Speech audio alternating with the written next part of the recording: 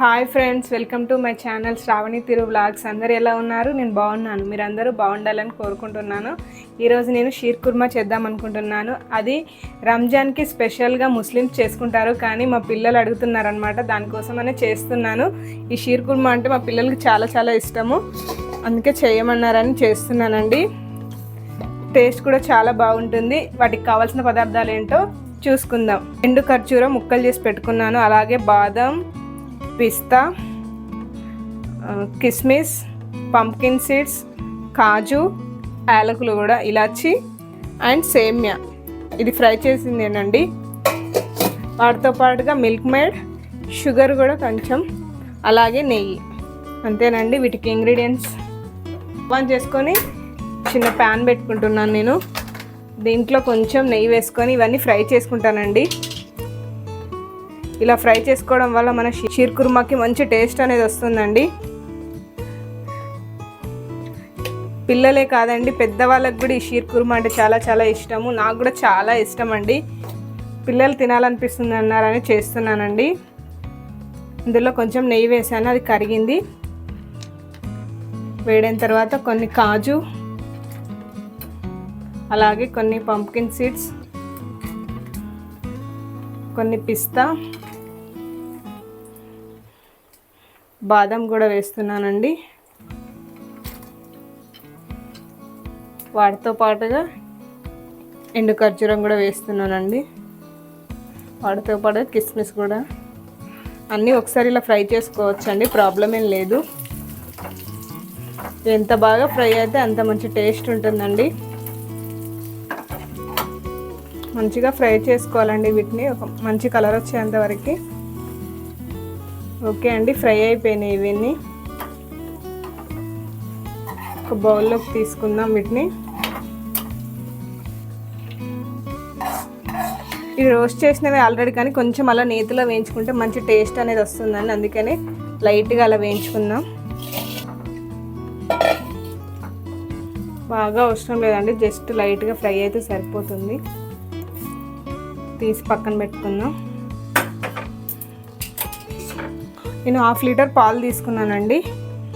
వాటిని మరిగించుకుందాం. మనం పాలు మరిగేలోపు ఇలాచి దంచుకొని పెట్టుకుందామండి.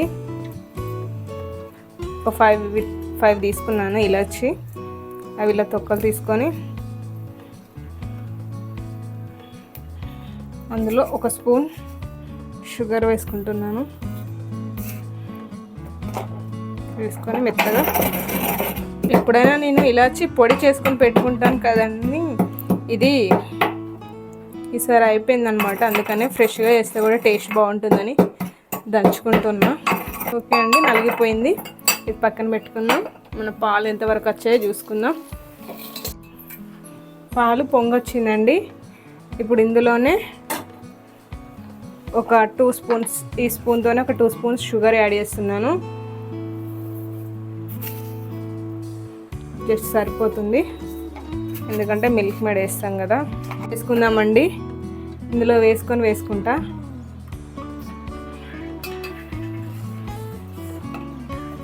ఈ గరిటెతో ఒక 2 గరిటెలు వేసుకుంటానండి, సరిపోద్ది.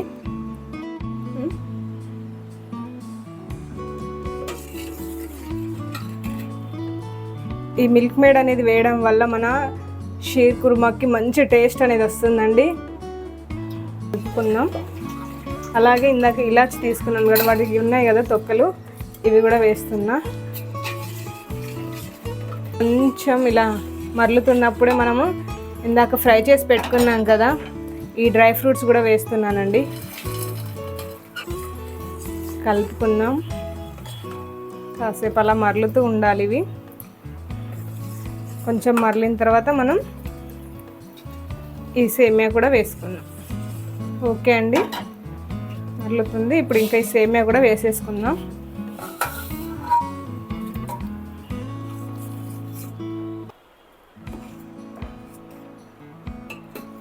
దాంతోపాటుగా ఇందాక దంచి పెట్టుకున్నాం కదండి, ఇలాచి పొడి కూడా వేసుకుందాం. మనం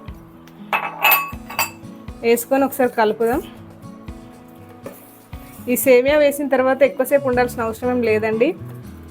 ఒక 2 మినిట్స్ అలా మరిగిన తర్వాత ఆఫ్ చేసుకుంటే సరిపోతుంది. ఎక్కువసేపు ఉడకాల్సిన అవసరం కూడా ఏం లేదండి. ఇవి చూడండి ఎంత బాగా వచ్చిందో.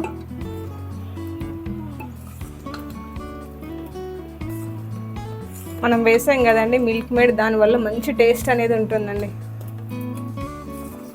ఎక్కువసేపు ఉంచితే మళ్ళీ అవంతే ముద్దలాగా అయిపోతాయండి. ఇంకా కట్టేసుకున్నాం. స్టవ్ ఆఫ్ చేస్తారండి. ఎంత బాగా వచ్చిందో.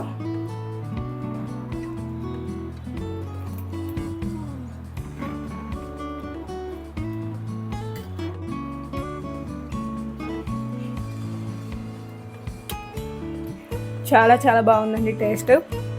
మీరు కూడా ఒకసారి ట్రై చేయండి. ఎలా ఉందో నాకు కామెంట్ రూపంలో తెలియజేయండి. మా ఛానల్ని ఫస్ట్ టైం కనుక చూసినట్లయితే లైక్ చేయండి, షేర్ చేయండి, సబ్స్క్రైబ్ చేసుకోండి. Thank you friends. Bye friends.